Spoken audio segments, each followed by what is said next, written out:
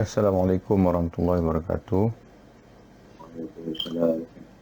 Bismillahirrahmanirrahim. Alhamdulillahirabbil alamin. Wassalatu wassalamu ala sayyidil mursalin nabiyina wa habibina wa syafi'ina Muhammad bin Abdullah wa ala alihi wa ashabihi wa man ihtada bihadihi wastanna bi sunnatihi ila yaumiddin, amma ba'du. Kita sambung pembacaan kita daripada kitab Intisari Iman dan Aqidah Islam. Kita hari ini, tajuk kita ini makna iman. Bismillahirrahmanirrahim. Iman dari segi bahasa bermakna at-tasdiq, iaitu membenarkan. Itu makna at-tasdiq. Dari segi syarak, iman bermaksud membenarkan Nabi Muhammad SAW dengan mempercayai dan meyakini segala yang disampaikan baginda dari ilmu dan ajaran agama. Ini sebagaimana ta'rifan ini dapat kita temui dalam kitab Tuhfah Al-Murid Imam Al-Bajuri, dan begitu juga dalam kitab yang baru yang ditulis oleh Dr. Mustafa Said Al-Khin dan juga Dr. Muhyiddin Misto, yang di kitab yang bernama Al-Aqidah Al-Islamiyah. Dan begitu juga dalam kitab Tanwir Al-Qulub Syekh Muhammad Amin Al-Kurdi pun sama juga menyebutkan iman dari segi syarak, iaitulah membenarkan Nabi SAW, tasdiqun Nabi bima ja'a bihi min qawlin min al-ilmi wa din, yang membenarkan Nabi Muhammad SAW dengan mempercayai dan meyakini segala yang disampaikan oleh baginda dari ilmu dan juga ajaran agama. Itu makna iman. Asal iman ialah di dalam hati, iaitu keyakinan dan penerimaan hati. Itu asal iman. Iman itu adalah asalnya di hati. At-tasdiq bil qalbi. At-tasdiq bil qalbi bima ja'a bihi Nabiyuna Muhammadun sallallahu alaihi wasallam.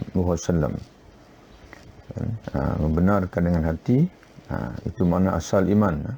Sebab itu kalau seseorang yang dia mengucapkan pengakuan iman dengan lidah, mengucapkan la ilaha illallah Muhammadur Rasulullah tanpa keyakinan hati, maka orang itu disebut sebagai munafik. Asal iman ialah di dalam hati, iaitu keyakinan dan penerimaan hati. Namun apa yang ada dalam hati adalah tersembunyi. Oleh itu wajib iman di dalam hati itu disusuli dengan pengakuan lidah, iaitu dengan melafazkan dua kalimah syahadah, la ilaha illallah Muhammadun Rasulullah. Kemudian iman tidak sempurna tanpa diikuti dengan ketaatan. Maka dapat disimpulkan bahawa iman yang sempurna merangkumi tiga unsur, iaitu keyakinan hati, pengakuan lidah dan ketaatan. Oleh kerana itu, jumhur ulama ahli sunnah wal jamaah, antaranya Imam Asy-Syafi'i, Imam Malik rahimahullah, Imam Ahmad dan beberapa ulama yang lain, mentarifkan iman sebagai tasdiqun bil jinani wa iqrarun bil lisani wa amalun bil arkani. Iman, kata mereka, ialah membenarkan, yakni meyakini, membenarkan yakni meyakini dengan hati, membenarkan, yakni meyakini dengan hati, mengakui dengan lidah, dan beramal dengan anggota badan. Itu amalun bil arkani. Membenarkan dengan hati adalah asas iman.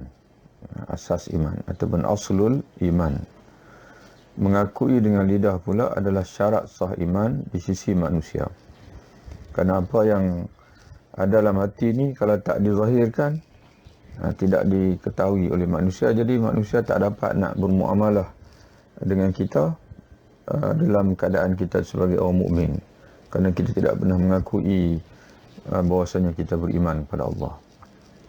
Dan pengakuan itu ditetapkan oleh syarak, hendaklah dengan lafaz syahadah, asyhadu an la ilaha illallah wa asyhadu anna Muhammadan Rasulullah wa asyhadu anna Muhammadur Rasulullah wa asyhadu anna Muhammadan Rasulullah. Membenarkan dengan hati adalah asas iman. Mengakui dengan lidah adalah syarat sah iman di sisi manusia ataupun di hadapan manusia.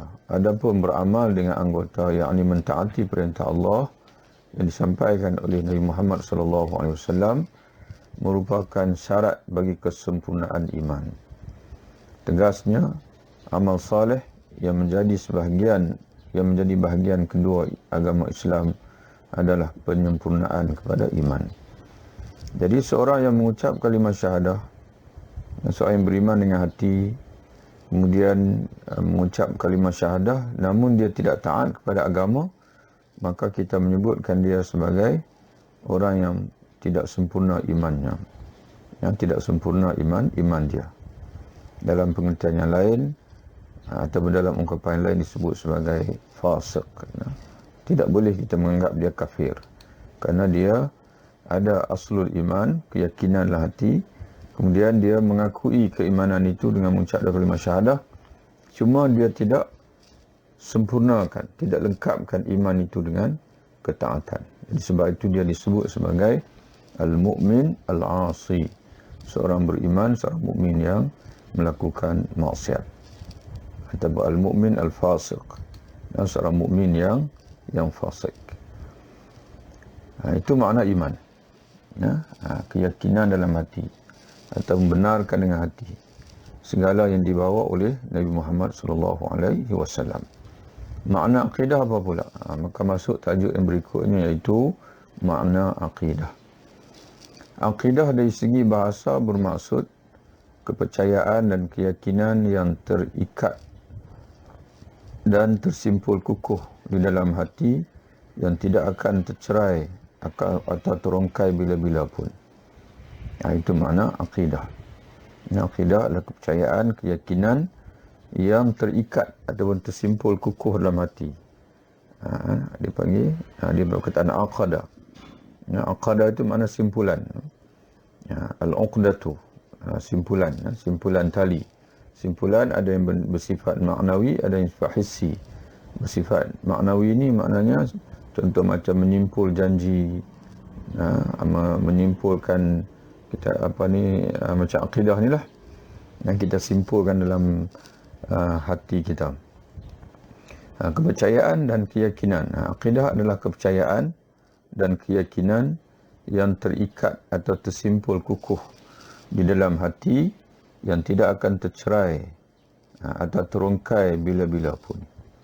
Dalam pengertian yang lain, orang yang berakidah dengan sesuatu itu, dia berhasrat untuk mati dalam akidah itu, dalam kepercayaan ataupun keyakinan tersebut.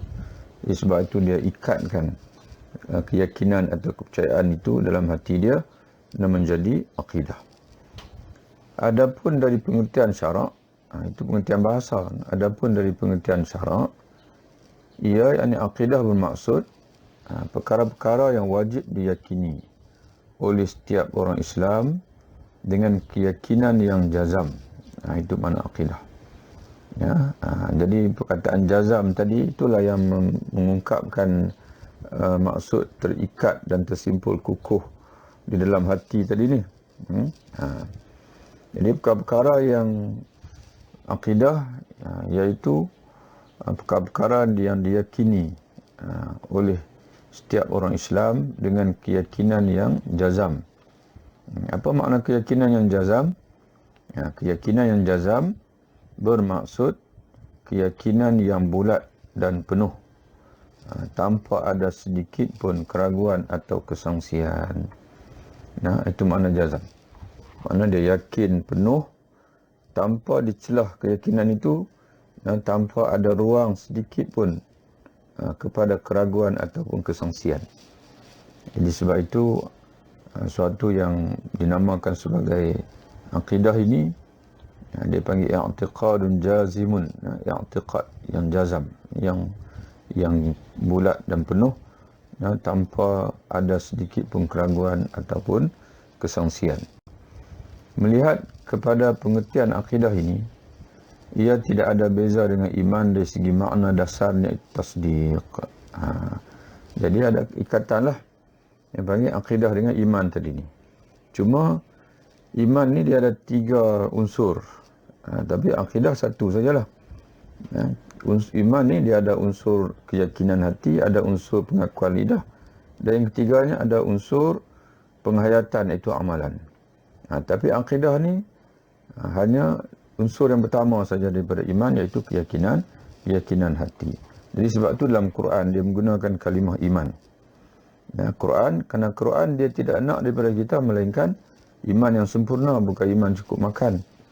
Kalau iman cukup makan, sekadar adalah hati, keyakinan hati dan juga pengakuan lidah, maka hanya menafikan kita daripada kekekalan kita dalam neraka. Tapi kita kemungkinan akan disiksa oleh Allah dalam neraka kerana tidak sempurna, tidak menyempurnakan iman dengan ketaatan. Tapi kalau kita sebut kata iman yang sempurna, maka iman itu akan bawa kita ke surga tanpa kita dimasukkan oleh Allah ke dalam neraka walaupun seketika. Jadi melihat kepada pengertian akidah ini, ia tidak ada beza dengan iman dari segi makna dasarnya, iaitu al-tasdiq, yakni keyakinan dan kepercayaan hati, sebagaimana yang kita huraikan tadi. Penyempurnaan kepada akidah ialah syariah, iaitu amal saleh mengikut bahasa Al-Quran.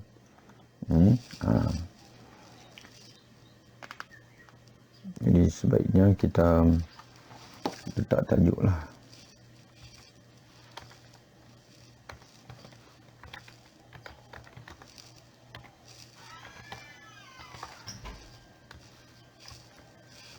Kerana tuan-tuan sekalian kena kaitkan dengan tajuk asal, iaitu kita dalam kitab kita ini dia telah sebut bahawasanya Islam aqidatan wa syariatan.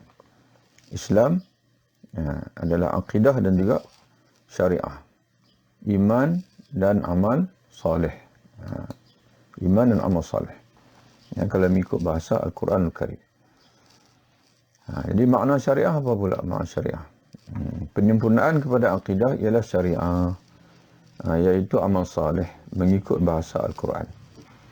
Kerana dalam Al-Quran dia tidak ada ungkapan akidah. Akad adalah ikatan di antara sesama makhluk dalam bentuk muamalat dia panggil. Itu akad. Adapun akidah ini dia lebih kepada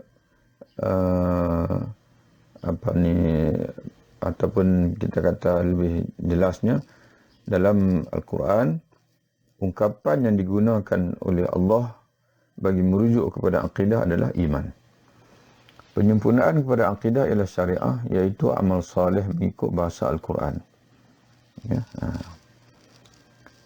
Jadi kalau tuan-tuan dan sekalian baca dalam sebahagian kitab, di antaranya kitab Syekh Mahmud Shaltut,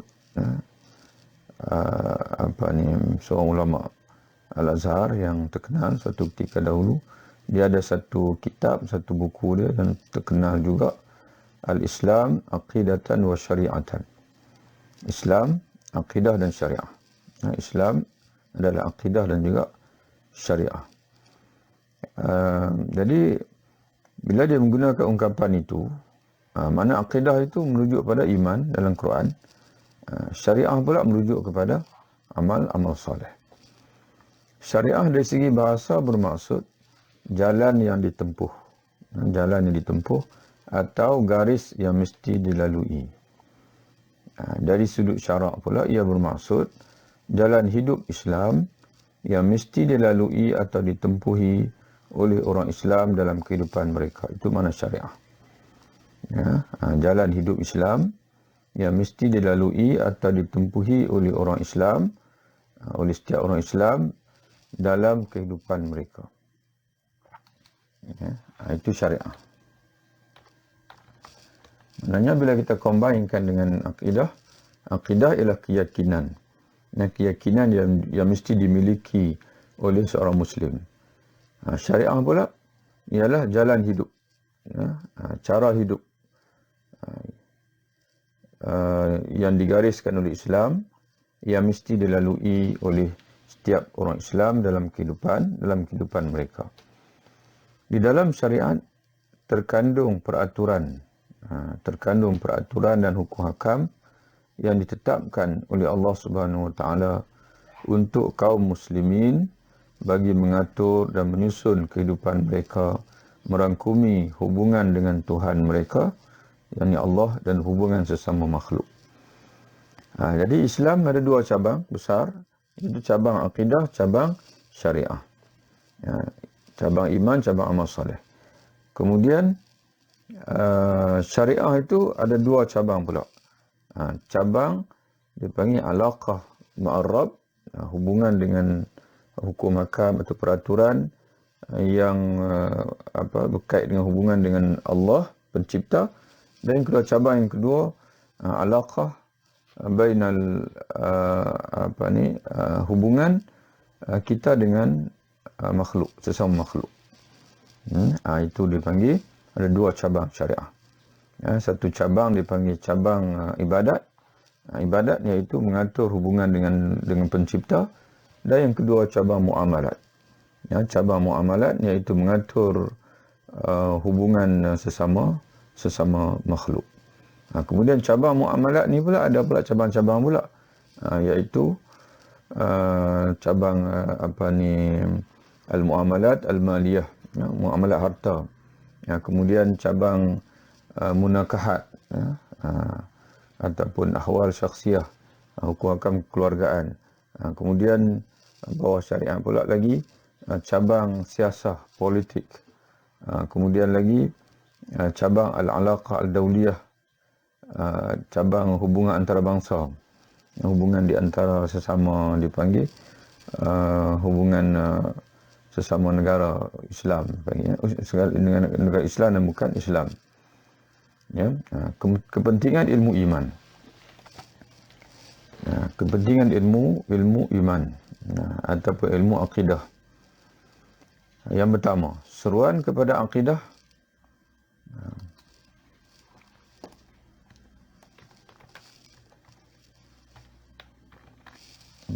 Seruan kepada akidah adalah perkara teratas dalam susunan aulawiyat. Aulawiyat ini susunan keutamaan lah. Dakwah para nabi dan rasul alaihi salatu wassalam, termasuklah Nabi kita Muhammad sallallahu alaihi wasallam. Jadi dakwah para nabi dia tidak dimulai dengan sembahyang, dengan puasa, tidak. Dia dimulai dengan akidah. Jadi sebab itu ketika mana Nabi sallallahu alaihi wasallam mengutuskan Muaz bin Jabal ke Yaman sebagai gubernur dan juga pendakwah sekaligus, maka dalam taklimat baginda kepada Nabi kepada dia sallallahu alaihi wasallam radhiyallahu anhu, Nabi kata dekat dia, bila kamu sampai di sana, maka mula-mula yang kamu lakukan, ajarkanlah kepada mereka atau sampaikanlah kepada mereka bahwasanya tidak ada Tuhan melainkan Allah, dan bahwasanya Nabi Muhammad itu adalah Rasulullah. Ya, jika sekiranya mereka menerimanya, maka ajarkanlah pula kepada mereka bahwasanya diwajibkan ke atas mereka untuk mengerjakan salat 5 waktu sehari semalam. Jadi begitulah urutan. Nabi sendiri mengajar urutan bahwasanya perkara yang asas ialah akidah. Ya, pengucapan kalimah beriman dan juga mengikrarkan keimanan, iaitu kalimah la ilaha illallah Muhammadun Rasulullah. Bahkan wahyu yang pertama turun pun, iqra' bismi rabbikal ladzi khalaq. Bacalah dengan nama Tuhanmu yang menciptakan. Juga akidah. Dan penekanan semasa Nabi SAW di Mekah sememangnya adalah akidah. Wahyu-wahyu yang turun, surah-surah pendek. Dan begitu juga di hujung Al-Quran, dan kebanyakan yang turun ketika fatrah Mekah menekankan kepada aspek akidah. Itu yang pertama. Iman atau akidah adalah ruh agama. Tidak ada agama tanpa iman. Seseorang itu tidak dianggap sah anutan agamanya jika tidak mempunyai pegangan iman atau akidah yang sah dan benar. Jadi rajin macam mana sekalipun seseorang itu sembahyang puasa, tapi kalau akidah dia rosak, dia menganut akidah yang sesat, maka amal ibadat dia tidak akan diterima oleh Allah Subhanahu wa taala. Di atas iman atau akidah berdiri amal soleh atau syariat. Segala amal soleh terhenti penerimaannya oleh Allah Subhanahu wa taala di atas iman. Jika benar akidah, akan diterimalah amalan. Jika tersesat akidah, akan tertolaklah amalan di sisi Allah. Itu yang ketiga. Yang keempat, terseleweng dari iman dan akidah atau akidah bermakna seseorang itu menjadi kafir, menjadi musyrik ataupun murtad. Dalam Al-Quran, Allah menegaskan bahawa dia sekali-kali tidak akan menerima amal saleh atau amal kebajikan dari orang kafir, murtad dan juga musyrik. Yang di antaranya yang dapat kita ikuti dalam surah Al-Baqarah ayat 217. Allah Subhanahu wa taala berfirman, "Wa man yartadid minkum 'an dinihi fayamut wa huwa kafirun faulaika habitat a'maluhum fid dunya wal akhirah wa ulaika ashabun nari hum fiha khalidun." Dan sesiapa di antara kamu, kata Allah, yang murtad dari agamanya, lalu dia mati dalam keadaan kafir. Perhatikan, kata Allah. Lalu dia mati dalam keadaan kafir, maka orang-orang sedemikian rosak binasalah amal-amal kebaikan mereka di dunia. Tengok. Kata Allah, bila seseorang itu mati dalam keadaan kafir, lawan kafir adalah iman. Mana dia tidak mati dalam keadaan mukmin. Iman pula keyakinan hati. Mana dia mati dalam keadaan kafir, mana dalam keadaan sudah hilang keyakinan terhadap perkara-perkara yang wajib diyakini. Maka orang-orang demikian rosak binasalah amal-amal kebaikan yang pernah mereka lakukan di dunia dan di akhirat. Mana di dunia lagi Allah Taala sudah menghukum amalan mereka itu sebagai binasa. Apatah lagi di akhirat ketika dihisab di hadapan Allah nanti, maka mereka akan dihisab sebagai seorang kafir. Dan mereka merupakan ahli-ahli neraka. Hum fiha khalidun, di mana mereka akan kekal di dalam neraka tersebut. Itulah kepentingannya iman. Melihat kepada senarai kepentingan iman atau akidah tersebut, maka sekalian ulama Islam sepakat menegaskan, ilmu iman atau ilmu akidah adalah ilmu yang paling penting di dalam Islam. Ia berada di tangga teratas dalam ilmu-ilmu yang wajib dipelajari oleh setiap mukallaf yang dikenali sebagai ilmu-ilmu fardu ain. Itu ilmu fardu ain ini adalah ilmu yang wajib dipelajari oleh setiap mukallaf. Dipanggil mana setiap mukallaf itu dipanggil ainun tu. Ain tu ialah zat dipanggil. Ilmu fardu zat. ilmu fardu ain, ilmu yang menjadi fardu atau yang difardukan ke atas setiap individu, setiap ain orang Islam. Berbeza dengan fardu kifayah. Kifayah itu ialah fardu dipanggil rangkuman, dipanggil. Yang pentingnya dalam masyarakat itu ada orang yang melakukan dia. Itu makna kifayah. Yang memadai. Ilmu fardu kifayah itu ilmu yang memadai jika sekiranya ada sebahagian daripada orang Islam yang mempelajari atau mengetahui ilmu tersebut, maka mewakili orang Islam yang lain. Tapi ilmu fardu ain, ilmu fardu ke atas ain, atas setiap individu orang Islam. Jadi dalam senarai ilmu fardu ain yang paling atas sekali ialah ilmu akidah atau ilmu iman. Adakah iman dapat bertambah dan berkurang? Apakah hanya masuk persoalan yang berikutnya, adakah iman dapat bertambah dan berkurang? Ya. Jawapan dia ya. Iman dapat bertambah dan berkurang. Inilah yang menjadi pegangan ulama-ulama, ulama-ulama Ahlus Sunnah wal Jamaah. Ulama Ahlus Sunnah wal Jamaah sama ada salaf ataupun khalaf. Dalil mereka adalah firman Allah. Kitab akidah yang anda tulis ni, sama ada yang asal, Mutiara Akidah Muslim, ataupun yang intisari ini, merangkumi i'tiqad salaf dan juga khalaf, yang tidak ada khilaf. Kalau ada khilaf, nanti anda akan nyatakanlah. Dan juga merangkumi semua ahli sunnah wal jamaah. Bukan saja Asy'ariyah, bukan saja Maturidiyah, bahkan mazhab al-hadis, mazhab alul hadis, bahkan salafiyah.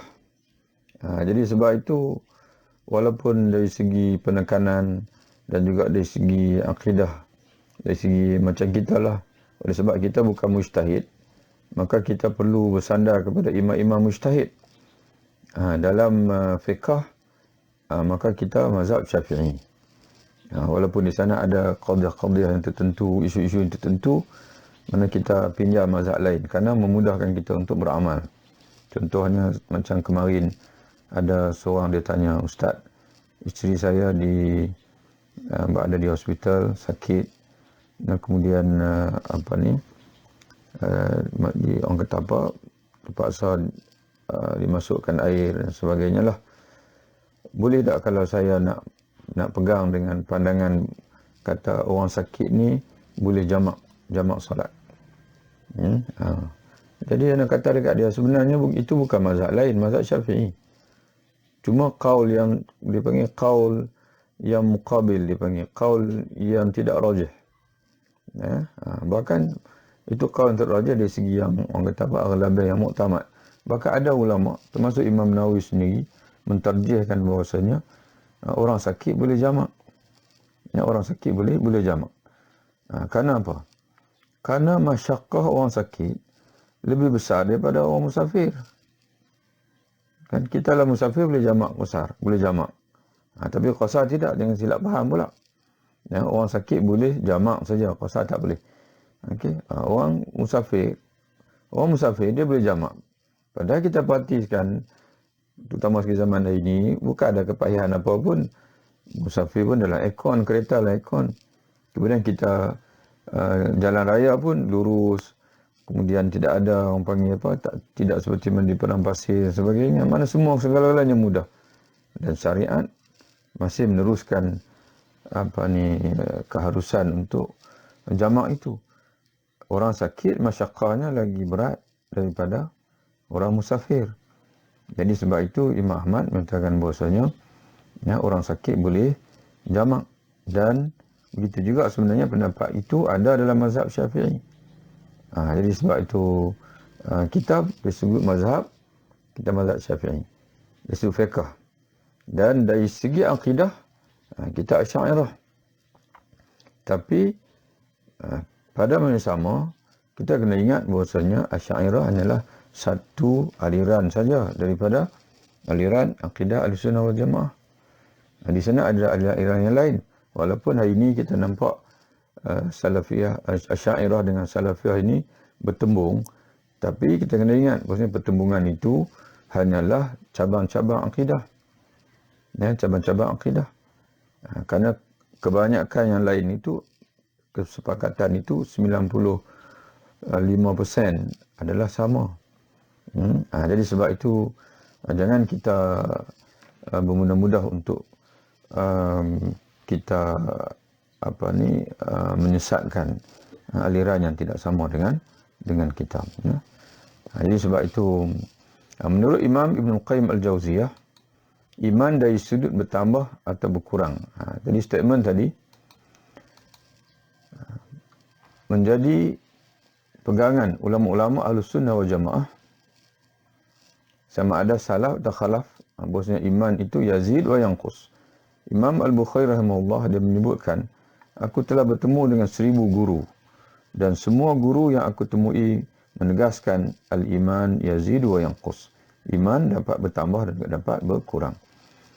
Dalilnya apa dia? Apa dalilnya bahwasanya iman dapat bertambah dan berkurang? Iaitu firman Allah, وَإِذَا مَاتَ وَإِذَا مَا أُنْزِلَتْ سُورَةٌ فَمِنْهُمْ مَنْ يَقُولُ أَيُّكُمْ زَادَتْهُ هَذِهِ إِيمَانًا فَأَمَّا الَّذِينَ آمَنُوا فَزَادَتْهُمْ إِيمَانًا وَهُمْ يَسْتَبْشِرُونَ.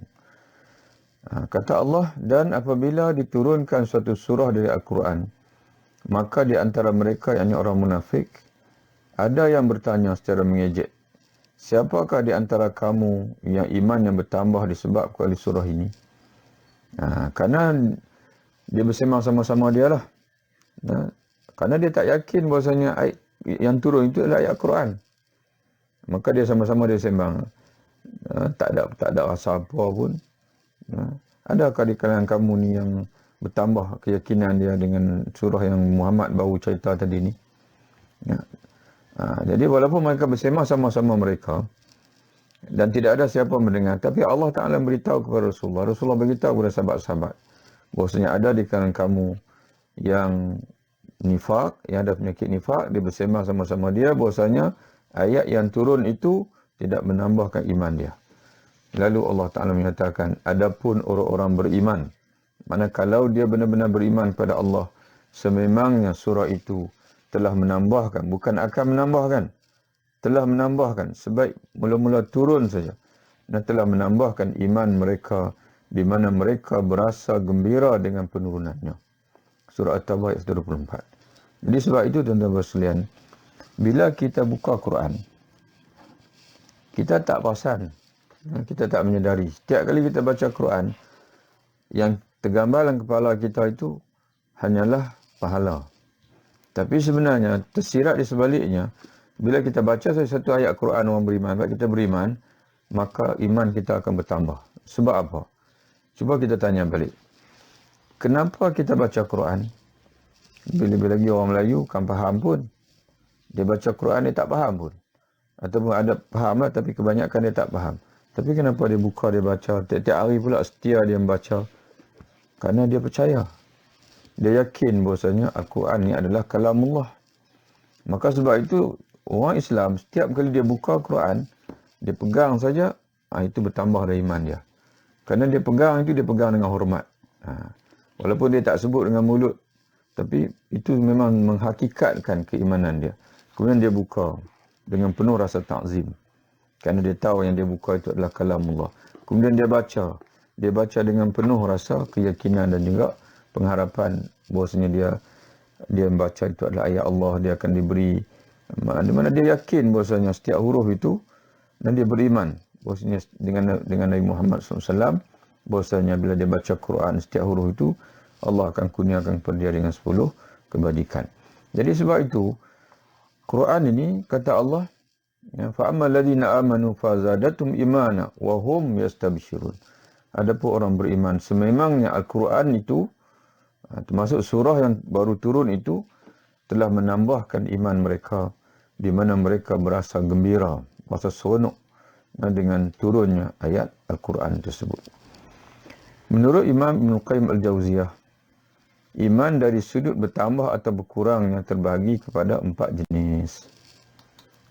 Tuan-tuan Pak tengok tadi. Tadi kita nakalkan tadi Imam Al-Baijuri. Itu mazhab Asy'ariyah. Sama mazhab yang kita lah, Asy'ariyah.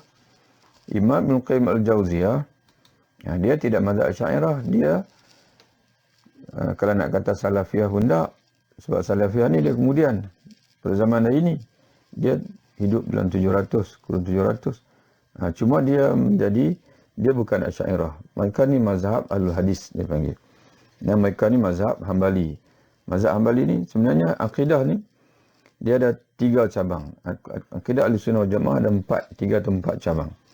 Satu Asy'ariyah, yang kedua Maturidiyah, yang ketiga Imam Ahmad bin Hanbal, dia panggil Ahlul Hadis. Yang keempat akidah Sufi. Contohnya macam kalau tuan-tuan rajin baca Burji Mengkaji, di sana ada karya Imam Al-Qushairi. Imam Al-Qushairi, Risalah Al-Qushairiyah. Di awal itu dia menyebutkan tentang akidah. Akidah Sufi. Dan begitu juga Syekh Abdul Qadir Al-Jailani. Syekh Abdul Qadir Al-Jailani. Dia kalau tuan-tuan dan puan sekalian baca karya-karya dia itu menggambarkan pada akidah Sufi. Jadi semua mereka itu adalah Ahlussunnah wal Jamaah. Ahlussunnah wal Jamaah. Cabang. Jadi tokoh-tokoh seperti mana Imam Ibn Qayyim Al-Jauziyah, Imam Ibn Taymiyah, kemudian Imam Ibn Khuzaimah, ada seangkatan dengan Imam Ahmad. Itu juga akidah Al-Hadis. Cuma ada bahagian-bahagian yang mana kita Ahlussunnah wal Jamaah, Asy'ariyah, memang kita tak boleh terima pegangan, sebahagian daripada pegangan dan tokoh-tokoh bagaimana Imam Ibn Taymiyah dan Imam Ibn Qayyim, Ibn Rujab, terutama sekali dalam masalah ayat-ayat sifat. Masalah ayat-ayat sifat. Memang kita jelaslah, kita betul terang bahasanya dan kita tidak menerima penafsiran mereka ataupun gaya penafsiran mereka tentang ayat-ayat sifat. Tapi adakah bila kita tak menerima sebahagian itu lalu kita nak keluarkan mereka daripada Ahlussunnah wal Jamaah? Kalau orang yang mengetahui risiko kalau kita dah label orang itu bukan Ahlussunnah wal Jamaah, dia tidak akan bersenang-senang untuk menyebutkan seseorang itu bukan Ahlussunnah wal Jamaah. Risikonya apa? Kalau kita dah mengeluarkan seseorang itu daripada Ahlussunnah wal Jamaah dalam keadaan dia sendiri menisbahkan dirinya kepada Ahlussunnah wal Jamaah, bermakna kita meletakkan dia dalam kelompok 72 yang disebut oleh Nabi sebagai sesat dan juga dalam neraka. Dan tuan-tuan sekalian, kita mengaji ada satu bab dalam tasawuf dipanggil warak. Ramai di kalangan kita menyatakan bahawa menganggap maksudnya warak ini hanya segi makan. Tidak. Warak yang asas sekali ialah dari segi percakapan. Makna warak dalam bercakap. Warak dalam bercakap. Jangan kita bercakap sesuatu yang mana berlebihan satu. Berlebihan dalam bercakap. Maknanya menggunakan bahasa-bahasa yang melebihi daripada kadar yang sepatutnya. Okey. Contoh macam tadi. Kita tak boleh bermudah-mudah kita nak menyebutkan dia bukan Ahlussunnah wal Jamaah. Padahal dia dari sudut rujukan, dari sudut akidah, kepercayaan dan sebagainya tu sama dengan kita, cuma ada cabang-cabang yang yang berbeza di antara kita dengan dia. Jadi sebab itu tuan-tuan sekalian, dan Anas ni pun selalu menyebutkan bahawa kalau tuan-tuan dan puan sekalian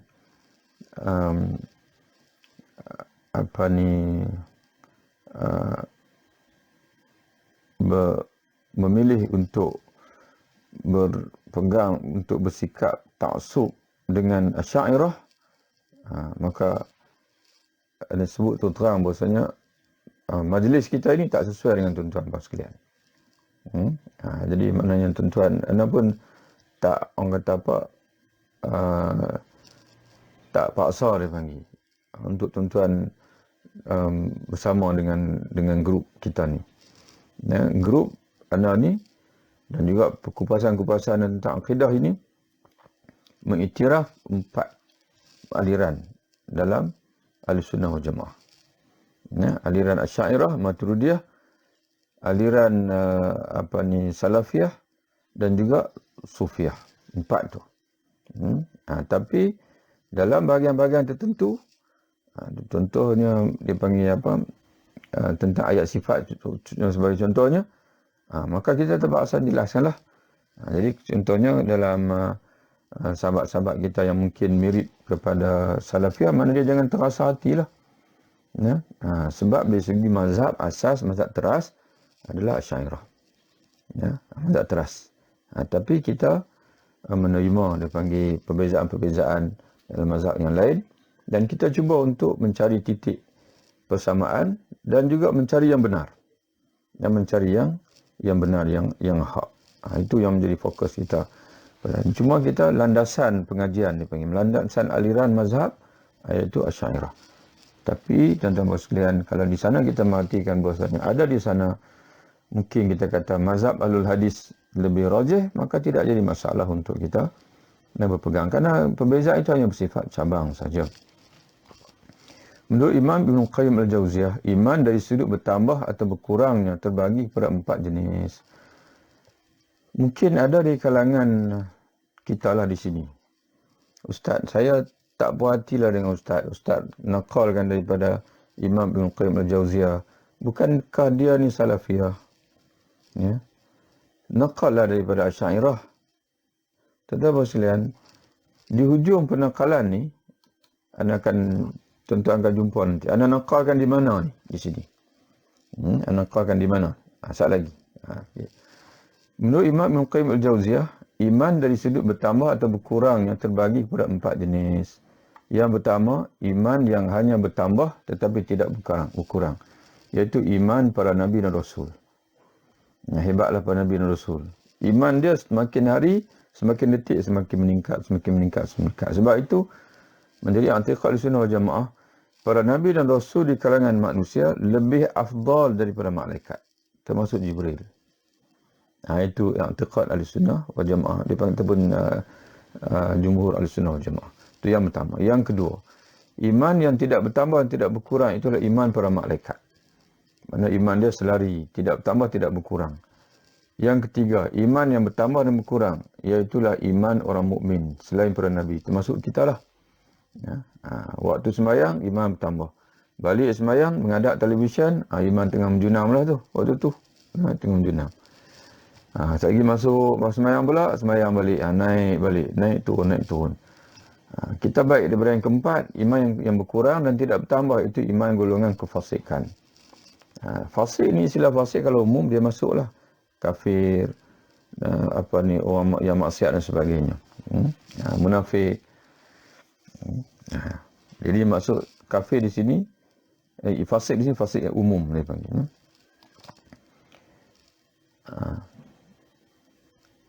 Lihat Syekh Ibrahim Al-Bajuri Hasyiah Tahqiqul Maqam ala Kifayatul Awam. Ini kitab mazhab Asy'ariyah. Tengok Imam Al-Bajuri sendiri pun dia tak mengajar kita untuk ta'assub. Mana dia sendiri pun nakal sebab ungkapan itu benar. Dan Imam Ibn Qayyim Al-Jauziyah, walaupun dia berbeza dengan Asy'ariyah dalam masalah mentafsir ayat sifat dan sebagainya, tapi dia ada persamaan yang lain dengan mazhab Asy'ariyah Ahlussunnah wal Jamaah. Sebab itu Imam Ibrahim Al-Bajuri, ataupun sinonim kita sebut Syekh Al-Bajuri, dan kitab Hasyiah Tahqiqul Maqam ini pun dipelajari oleh Al-Azhar dan sebagainya. Berdasarkan kenyataan Imam Ibn Qayyim ini, dapat kita simpulkan bahawa iman yang tertakluk dengan bertambah dan berkurang itu ialah iman orang-orang mukmin yang lain daripada Nabi dan Rasul. Adapun iman para Nabi dan Rasul ia sentiasa bertambah.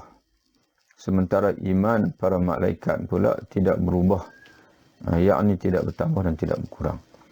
Dan perlu dijelaskan di sini bahawa yang dimaksudkan ulama bahawa iman itu bertambah dan berkurang bagi orang beriman adalah merujuk kepada iman yang sempurna, bukan iman yang asas, iaitu at-tasdiq, ataupun keyakinan hati. Keyakinan hati tadi. Jadi sebab itu bila orang tanya kita, kamu beriman tak dengan Allah? Dengan tegas kita jawab, ya, sudah tentu saya beriman dengan Allah. Kamu beriman tak dengan Muhammad? Dengan tegas kita jawab, ya, saya beriman dengan Nabi Muhammad SAW. Semua yang Nabi sampaikan saya akan terima. Malaikat macam mana? Ya, malaikat ada. Quran kata beritahu, hadis pun Nabi beritahu. Mai tang semayang, dia pun tanya, habis saya tengok kamu semayang pun tak cukup. Biasanya orang begitu dia kata, dia akan dia senyum, dia senyih lah. Maknanya dia beriman kepada Allah. Sebab keyakinan, walaupun dia tak semayang, tapi dari segi keyakinan hati dia sama macam kita yang semayang. Tapi iman dia berkurang. Sebab apa? Tidak taat kepada Allah. Apa risikonya? Risikonya adalah dia panggil bimbang. Bila dia tak jaga iman, takut ada orang lain yang mengajak dia. Ya, dia maknanya dia tidak dipelihara iman dia. Maka dia mudah untuk murtad. Dia mudah untuk murtad. Ya, kalau ada orang mendakwah, sebab dia tidak taat, dia tidak jaga iman. Kerana yang menjaga iman itu adalah ketaatan amal soleh. Itu yang pertama. Yang kedua, kebimbangan dia mati dalam su'ul khatimah. Dan mati di atas su'ul khatimah, iaitu dia mati pada ketika iman dia sedang dipanggil berkurang. Ya, dia mati ketika melakukan maksiat. Wal'iyahzubillah. At-tasdiq, oleh kerana ia adalah asas iman, maka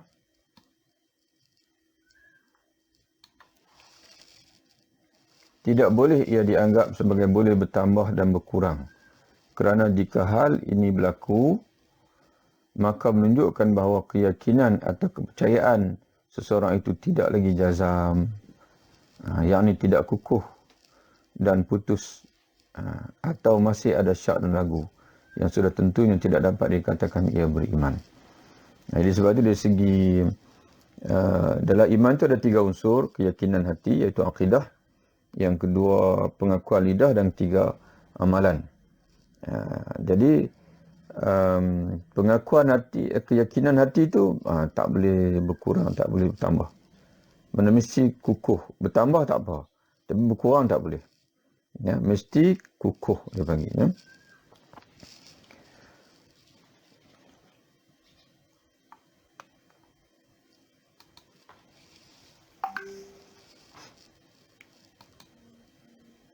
Contoh buat sekalian, kalau dalam kitab asal, dia ada satu lagi pendapat ulama, iaitu Imam Abu Hanifah. Imam Abu Hanifah dia kata, iman seorang mukmin itu boleh bertambah tapi tak boleh berkurang. Ya, boleh bertambah tapi tidak boleh berkurang. Tapi jumhur Ahlussunnah wal Jamaah dia kata boleh bertambah dan boleh berkurang. Tapi yang tertakluk dengan bertambah berkurang ini, adalah amalan, kesempurnaan. Adapun aspek keyakinan, itu dia tak boleh bertambah, tak boleh berkurang. Dia mesti teguh, mesti tetap. Ya, mesti teguh. Ataupun sebagai ulama kata, boleh bertambah tapi tak boleh berkurang. Itu dia sebagai aslul iman. Keyakinan hati ni mesti tetap, mesti jazam. Ya, tidak boleh dipanggil berkurang lah. Ya. Tidak boleh timbul langsung kesangsian. Ya, mesti teguh dengan iman itu. Kemudian perkara-perkara yang dapat menambahkan iman. Jadi oleh kerana adalah i'tiqad kita, Ahlussunnah wal Jamaah, bahasanya iman itu bertambah dan berkurang, maka sudah tentu kita perlu berusaha untuk menambahkan iman. Maka perlu kita bahaskan pula apa dia perkara-perkara yang boleh menambahkan iman itu. Secara amnya, iman akan bertambah dengan bertambahnya makrifah dan ketaatan. Sebab tu kita kena mengaji sentiasa. Kita mengaji sentiasa untuk menambahkan makrifat kita, makrifah kita. Makrifah sama makna dengan ilmu. Makrifah sama makna dengan ilmu. Dan juga ketaatan. Sebab kena rajin sembahyang fardu jaga, dan ibadat-ibadat fardu yang lain, dan ditambah dengan sembahyang sunat, maka akan sentiasalah terjaga iman kita, yang bertambah iman kita. Kejahilan dan maksiat pula akan mengurangkan iman. Secara terperinci pula, perkara-perkara yang dapat menambahkan iman ialah yang pertama, meningkatkan makrifah tentang Allah dengan mempelajari nama-nama dan sifat-sifat Allah di dalam Al-Quran. Begitu juga dengan merenung tanda-tanda kebesaran Allah di hadapan kita, iaitu alam ciptaan Allah yang terbentang luas, termasuklah diri kita sendiri.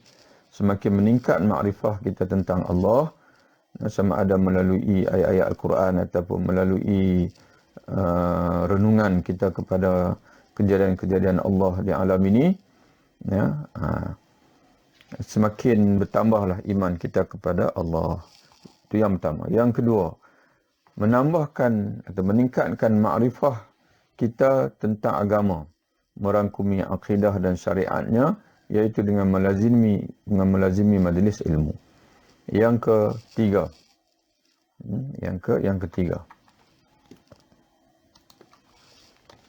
Yang ketiga, banyak melakukan ibadah dengan penuh penghayatan.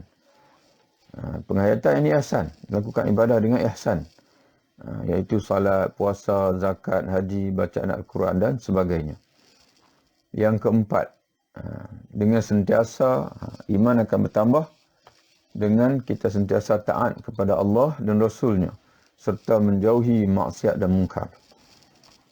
Yang kelima, sentiasa ingat kepada Allah, yakni berzikir kepada Allah, dan juga berdoa dan mohon keampunan Allah, ini beristighfar.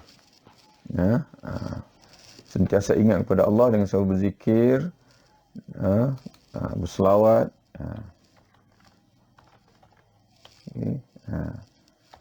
berdoa dan mohon ampun, ini beristighfar. Yang keenam, iman akan bertambah. Perkara yang dapat menambahkan iman lagi ialah menanamkan kecintaan kepada agama dengan berusaha mendaulatkannya melalui usaha dakwah dan jihad. Jadi sebab itu ulama-ulama dulu dia berusaha bersungguh-sungguh berdakwah, berjihad. Kerana itu akan menambahkan iman dia. Menambahkan iman dia sampai menambahkan pahala di akhirat. Termasuk menanamkan kecintaan pada agama dengan membaca sirah. Dengan membaca sirah dan juga membaca kisah-kisah salafus salih. Itu akan meneguhkan iman kita. Kita akan menimbulkan keinginan kita untuk kita menjadi seperti mereka. Itu disebut yang berikutnya, menambahkan kecintaan kepada manusia-manusia yang diredai Allah, yang terdiri dari para nabi, as-siddiqin, para syuhada dan orang saleh, iaitu dengan menjadikan mereka sebagai teman dan ikutan. Iaitu dengan kita banyak membaca kisah-kisah mereka. Dan Nabi SAW sendiri pun menyebutkan dalam satu hadisnya, al-mar'u ma'aman ahabba yawman qiyamah. Seseorang itu dia akan bersama dengan orang yang dia kasih pada hari kiamat. Jadi apabila kita kasih para nabi, terutama Nabi kita Muhammad SAW, kasih pada para sahabat, kasih kepada para syuhada, maka insya-Allah di akhirat nanti kita akan bersama dengan mereka insya-Allah. Jadi tuan-tuan sekalian, itulah pembacaan kita pada hari ini. Kita berhenti pada makrifah. Dan insya-Allah bacaan kita berikutnya insya-Allah mungkin esok insya-Allah, kalau tidak ada halangan kita akan sambung lagi besok insya-Allah. Dan tajuk makrifah. Apa makna makrifah pula? Dan apa sumber makrifah? Sumber untuk kita, kerana di antara perkara yang boleh menambahkan iman kita adalah makrifah.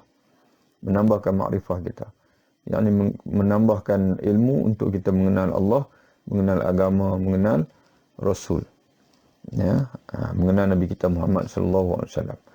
Jadi makrifah itu apa dia? Apa makna dia? Apa sumber makrifah? Macam mana kita nak tambah makrifah itu? Kita kena mencari melalui saluran mana?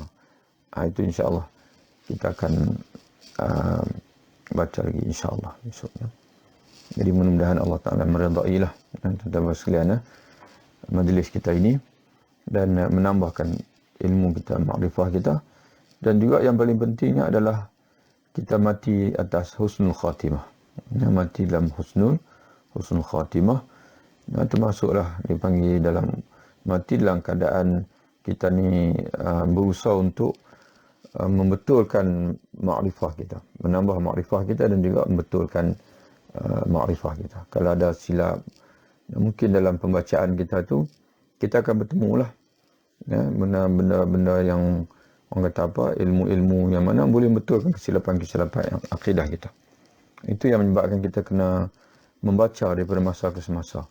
Dan jangan baca satu buku, baca banyak buku. Jadi kita boleh, kalau mungkin tersilap, mungkin kita akan dibetulkan oleh bacaan-bacaan yang lain, ataupun oleh kitab-kitab yang lain.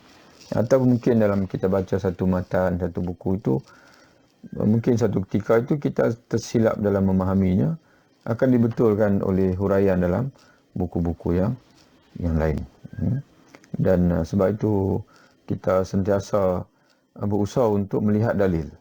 Karena hanya dalil itulah sebenarnya yang boleh mengesahkan statement. Kerana suatu statement itu yang bersandar pada dalil, sememangnya dia adalah kuat. Sememangnya dia adalah kuat. Tapi kalau statement itu tidak disandarkan kepada dalil, maka dia ada kemungkinan silap lah. Silap kerana tidak selari dengan dalil. Sebab itu kita berusaha untuk bawa dalil. Cuma dalam kitab Intisari ini, dan namanya pun Intisari, maka kita bawa dalil itu tidak begitu penuh. Kalau tuan-tuan tengok dalam kitab asal yang tebalnya 400 muka surat, kalau Intisari ini hanya 121 muka surat. Dalam kitab asal 400 muka surat. Memang dalam kitab asal itu mutiara akidah Muslim itu memang penuh dengan dalil. Dan setiap statement itu ada rujukan dan juga ada dalil. Kalau sekurang-kurangnya ijma' para ulama, sekurang-kurangnya dalil itu adalah pandangan ulama mujtahid dalam bidang akidah ini. Jadi tuan-tuan bersekalian, begitulah harapan kita, mudah-mudahan Allah Ta'ala melihara akidah kita dan kita mati dalam akidah yang benar, iaitulah husnul khatimah, mati yang disebut sebagai mati yang baik, insya-Allah. Sehingga kita berjumpa lagi, insya-Allah. Wabillahi taufiq. Assalamualaikum warahmatullahi wabarakatuh. Ya.